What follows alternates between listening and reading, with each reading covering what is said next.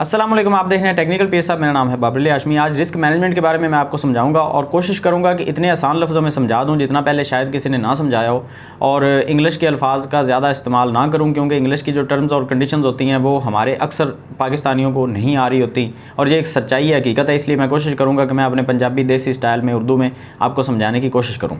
अच्छा, कुछ लोग होंगे जिनको रिस्क मैनेजमेंट के बारे में पहले से पता है, तो वो इस वीडियो को स्किप कर सकते हैं। प्लीज़ कमेंट सेक्शन में आके ये ना कहा करें कि भाई आप तो वो पुरानी बातें लेके बैठ गए हैं जो मार्केट में पहले से लोगों को पता है। नहीं, वो आपके लिए पुरानी हो सकती है, वो अक्सर लोगों के लिए पुरानी नहीं होगी। लोग जो है मार्केट में अभी नए आए हैं, उनको बहुत सीखने की ज़रूरत है और बहुत ज़्यादा लॉस हो रहे हैं। तो रिस्क मैनेजमेंट हमेशा हमारे साथ होना चाहिए, हमने उसको संभाल के रखा होना चाहिए, और ये हमारी सबसे ज़्यादा कीमती चीज़ है रिस्क मैनेजमेंट। इस लफ्ज़ को आपने अपने जहन के अंदर बिठा लेना है और समा के रखना है, इसको कभी भी आपने छोड़ना नहीं है। अगर आप छोड़ देंगे रिस्क मैनेजमेंट को, तो बाकी मैनेजमेंट को अगर आप छोड़ देंगे सिर्फ रिस्क रह जाएगा, और रिस्क के अंदर फिर क्या होगा कि आप 100% लॉस में जाएंगे। अगर रिस्क के साथ आप मैनेजमेंट लगा लेते हैं तो फिर क्या होगा, आप 100% प्रॉफिट में चले जाएंगे। अब जब भी आप किसी से सुनते होंगे कि 100% प्रॉफिट, तो आपके जहन में जाता होगा नहीं यार झूठ बोल रहे हैं, 100% प्रॉफिट कहाँ पे होती है, हमें तो पता ही नहीं होता कौन सा कॉइन ऊपर जाएगा कौन सा नीचे आएगा।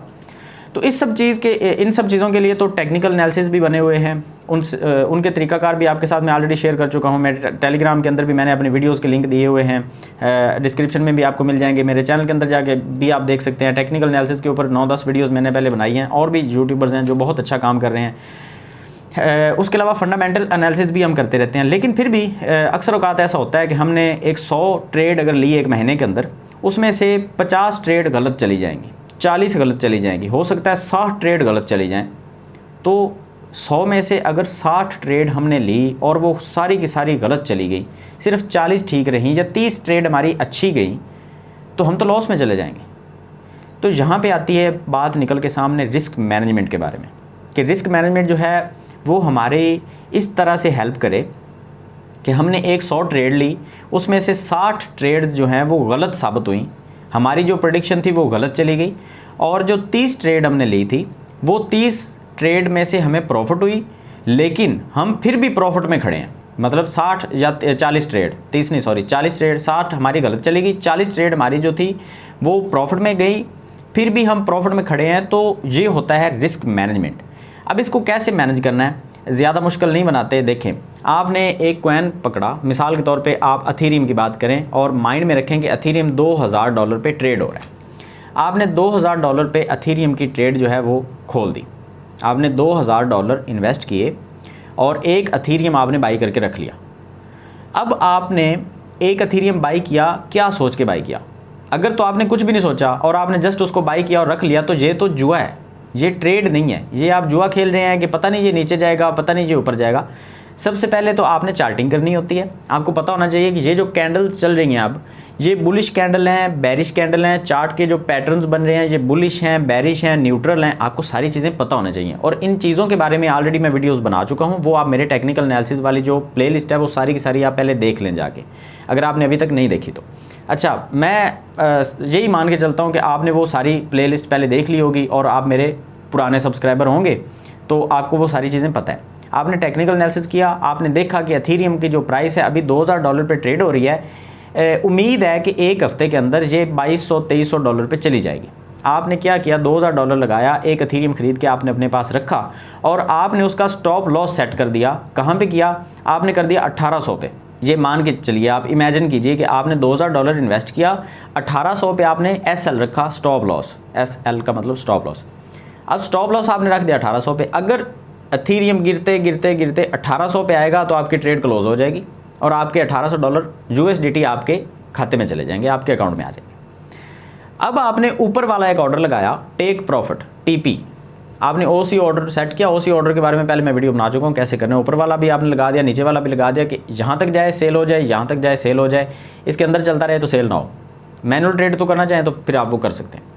अच्छा, आपने क्या किया, $2100 पे आपने अथीरियम की ट्रेड लगा दी कि 2100 पे जाए तो एक $100 प्रॉफिट मेरे लिए काफ़ी है, आप वहाँ से निकल जाएंगे। तो ये होती है गलत रिस्क मैनेजमेंट।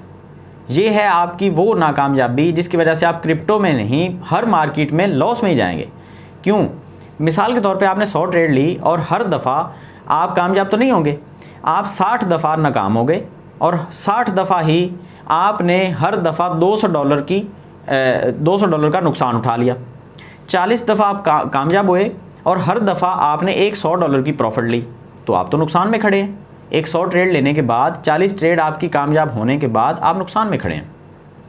तो यहाँ पे आती रिस्क मैनेजमेंट की बात कि जब आपने ट्रेड ली थी तब आपने ये सोचना था कि इसमें मैंने प्रॉफिट कितनी रखी हुई है और लॉस में कितना बर्दाश्त कर सकता हूँ। देखें, जब भी आप ट्रेड लेते हैं उसमें एक चीज़ का ख्याल तो आपने हमेशा रखना होता है कि जो आपकी प्रॉफिट है वो आपके लॉस से हमेशा डबल या ट्रिपल होनी चाहिए। अगर एथेरियम आपने $2000 का ख़रीदा है तो आपकी कोशिश होनी चाहिए कि $1950 पे आए तो ट्रेड क्लोज हो जाए। 50 से ज़्यादा मैं लॉस बर्दाश्त नहीं करूँगा। अगर इससे मार्केट नीचे जाती है मैं दोबारा से बाई कर लूँगा, मैं इससे ज़्यादा बर्दाश्त नहीं करूँगा, वेट नहीं करूँगा। मैं एक दफ़ा अपने डॉलर अपने हाथ में चाहता हूँ। आपने 1950 पे क्लोज़ करने के लिए ट्रेड SL लगा दिया, स्टॉप लॉस आपने लगा दिया। अब आपने क्या करना है, कम से कम आपने 2100 का टारगेट रखना है, और वो भी अगर उम्मीद है 2100 पे जाने की। अगर उम्मीद ही नहीं है, मार्केट वैसे ही बैरिश है, नीचे आ रही है, तो आपने यहाँ पे वेट करना होता है। वो भी आगे चल के मैं आपको समझा दूंगा। अच्छा, आपने 2100 पे लगा दी ट्रेड टेक प्रॉफिट के लिए। अब मार्केट में क्या हुआ कि 60 ट्रेड आपकी जो है वो गलत चली गई और 40 ट्रेड आपकी ठीक चली गई। 100 ट्रेड आपने कंप्लीट की एक महीने के अंदर। अब क्या हुआ कि आपका जो लॉस था वो निकाल के भी आप प्रॉफिट में हैं, क्योंकि हर दफ़ा आपने एक $100 कमाया और $4000 आपने क्या किया, अर्न किया। हर दफ़ा 40 ट्रेड में से $100 आपने कमाया और $4000 आप कमा के एक साइड पे हो गए। अब उसमें से लॉस आपने निकालना है। वो लॉस आपका कितना था, $3000। $1000 आप अभी भी प्रॉफिट में हैं। 60% आपने नुकसान उठाया, फिर भी आप प्रॉफिट में हैं। क्यों? क्योंकि आपका रिस्क मैनेजमेंट अच्छा था। अब हम क्या करते हैं, हमारी सबसे बड़ी जो गलती है वो क्या होती है, देखें, हम सबसे पहले तो ये नहीं देखते कि किस कॉइन के अंदर हमने इन्वेस्ट करना है। हम जो भी सामने आ जाता है, जो भी ट्रेंडिंग के अंदर चल रहा होता है, हम उसके अंदर इन्वेस्ट कर देते हैं। हमें कुछ नहीं पता होता इसका प्रोजेक्ट अच्छा है नहीं है, इसके मतलब अल्टरनेट जो पहले चल रहे थे मार्केट में, क्या वो सारे के सारे चल रहे हैं या वो सारे के सारे डूब गए हैं, वो लोगों को कितना ज़्यादा प्रॉफिट दे चुके हैं, वो ऑल टाइम हाई पे तो नहीं खड़ा। आपने पहले तो ये सारी चीज़ें देखनी होती हैं। आपने ये नहीं करना होता कि आप गए और किसी भी कॉइन के अंदर आपने इन्वेस्टमेंट कर दी और आपने स्टॉप लॉस और टेक प्रॉफिट लगा दिया। नहीं, अगर कोई कॉइन अपने ऑल टाइम हाई पे चल रहा है, आपने उसके अंदर एंट्री नहीं लेनी होती। अगर कोई कॉइन ऑल टाइम लो पे चल रहा है, फिर भी उसके अंदर एंट्री नहीं लेनी होती। क्यों? ऑल टाइम लो पे है तो उसकी वजह क्या है, उसकी वजह जानिए। अगर तो वो नॉर्मल सिनेरियो है, ऑल टाइम लो पे है, तो फिर तो ठीक है, आप उसके अंदर एंट्री लेंगे, वहाँ से वो ऊपर चला जाएगा। जैसे लूना के साथ अभी हाल ही में हुआ, लूना $120 पे ट्रेड हो रहा था, वहाँ से गिरा और 0.0001 पे आ गया। तो इतना ज़्यादा डिफरेंस जो आया, ऑल टाइम लो पे तो चला गया, लेकिन वो प्रोजेक्ट ही डूब गया है। वो ऑल टाइम लो पे नहीं गया, वो प्रोजेक्ट डूब गया है। अब उसके अंदर इन्वेस्टमेंट करने का क्या फ़ायदा। रिस्क मैनेजमेंट में ये सारी चीज़ें आ जाती हैं कि आपने पहले फंडामेंटल एनालिसिस भी करने होते हैं, टेक्निकल एनालिसिस भी करना होता है कि शॉर्ट टाइम के लिए या मीडियम टर्म के लिए आपको ये पता होना चाहिए कि आप जो चार्टिंग कर रहे हैं, यहाँ पे एथेरियम अगर आपने $2000 का बाई किया है तो क्या वो $2100 तक जाने की कैपेसिटी है उसके अंदर। अगर तो मार्केट बैरिश चल रही है तो $2100 तो आप भूल जाएं, वो तो 1800 पे आ जाएगा, वो तो 1600 पे भी आ सकता है, कोई मसला नहीं है उसके लिए। तो आप वहाँ पे ट्रेड ना लें, आप वहाँ पे सब्र रखें। हमारे यहाँ होता ये है कि हमें ये लगता है कि ये जो अभी मार्केट डिप में गई है, ये दोबारा सारी ज़िंदगी नहीं जाएगी, ये आखिरी चांस था हमारे पास और ये एक ही मौका था हमारी पूरी की पूरी ज़िंदगी, 50 साल के अंदर हमारे पास एक मौका है। अगर हमने अभी मिस कर दिया तो दोबारा ये मौका हमारे हाथ से निकल जाए। तो ऐसा आपने नहीं सोचना, आपने ट्रेड लेते हुए सब्र रखना होता है। हम क्या करते हैं, हमने यहाँ पे उल्टा किया हुआ है। हम ट्रेड लेने के बाद सब्र करते हैं।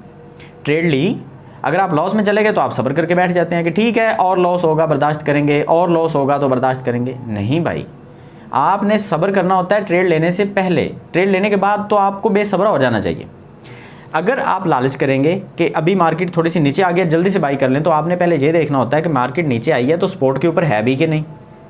ये सारी चीज़ें रिस्क मैनेजमेंट के अंदर आती हैं। हमने सिर्फ ये नहीं देखना कि हमने टेक प्रॉफिट और स्टॉप लॉस जो है उसको, टेक प्रॉफिट को डबल रख दिया, स्टॉप लॉस को हाफ रख दिया। तो ये सिर्फ और सिर्फ ये रिस्क मैनेजमेंट नहीं है। रिस्क मैनेजमेंट के अंदर ये सारी चीज़ें आती हैं कि पहले आपने फंडामेंटल एनालिसिस करने हैं, आपको पता होना चाहिए बुनियादी चीज़ें क्या हैं। जो कॉइन हम खरीद रहे हैं वो कहीं डूब तो नहीं रहा, उसकी मार्केट में जो वैल्यू है वो अच्छी चल रही है, कौन कौन सी एक्सचेंजेस के ऊपर वो लिस्ट हो चुका है, किसी एक्सचेंज ने उसको डी लिस्ट तो नहीं करना, बस औक़ात ऐसे होता है कि बाइनांस के ऊपर कोई कॉइन चल रहा है, बाइनांस ने उसका एक अनाउंसमेंट किया कि हम इस कॉइन को डी लिस्ट कर रहे हैं, हम अपनी एक्सचेंज से ज़्यादा अब इसको और ज़्यादा बर्दाश्त नहीं करेंगे, हम इसको निकाल रहे हैं। अब दूसरी सारी की सारी एक्सचेंजेस के पास वो पड़ा तो है, लेकिन उसकी मार्केट से वैल्यू तो कम होगी ना, उसके इन्वेस्टर तो कम हो गए, अब उसकी प्राइस नीचे आएगी। आपने क्या किया, थोड़ी सी नीचे आई, आपने बाई कर लिया, अब वो मज़ीद नीचे आएगी, मज़ीद गिरेगी, क्योंकि बाइनांस ने उसको अभी डी लिस्ट करना है।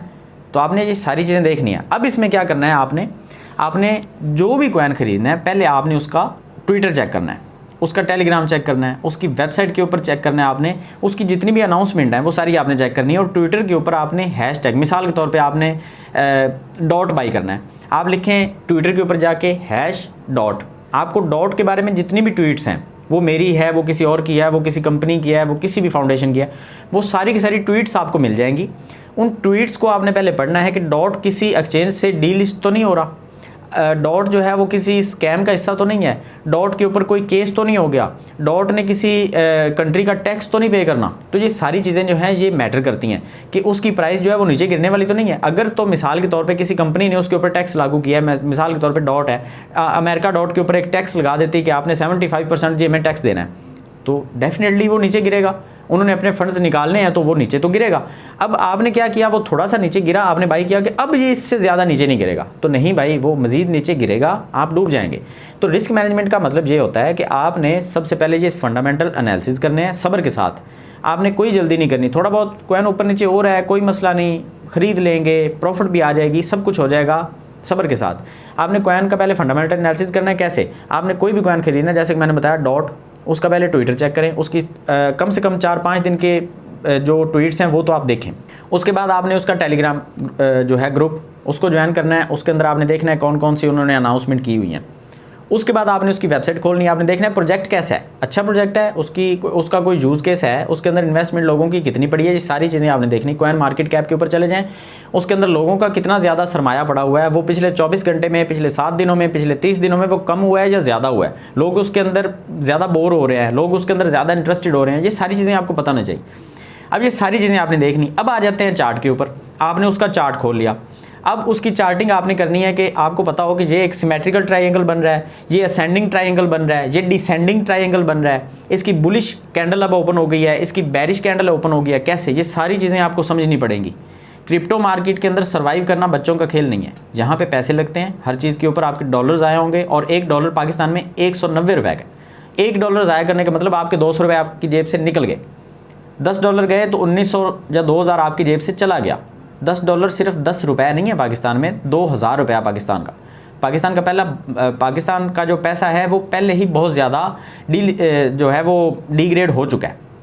तो आपने पहले इस चीज़ को समझना है कि आपने उसकी चार्टिंग करनी है, ये सारी चीज़ें आपको पता होनी चाहिए। ये chart patterns, candle patterns, charting आपने की, आपको पता चला कि अब इसकी मार्केट जो है वो एक स्टेबल मार्केट है, ये ज़्यादा ऊपर नहीं जाएगी, ज़्यादा नीचे नहीं आएगी, एक कंसोलिडेशन जोन में चल रही है, वहाँ पे ट्रेड ले लें, सेफ जोन है, कोई मसला नहीं। अब ट्रेड लेनी है तो अब आपने देखना है कि स्टॉप लॉस आपने लगाया, जितना स्टॉप लॉस आप लगा रहे हैं, आप $1 का नुकसान बर्दाश्त कर रहे हैं, तो आपको कम से कम $2 या $3 की प्रॉफिट आने के चांसेस होने चाहिए, तब आप जाके $1 का लॉस भी बर्दाश्त करें।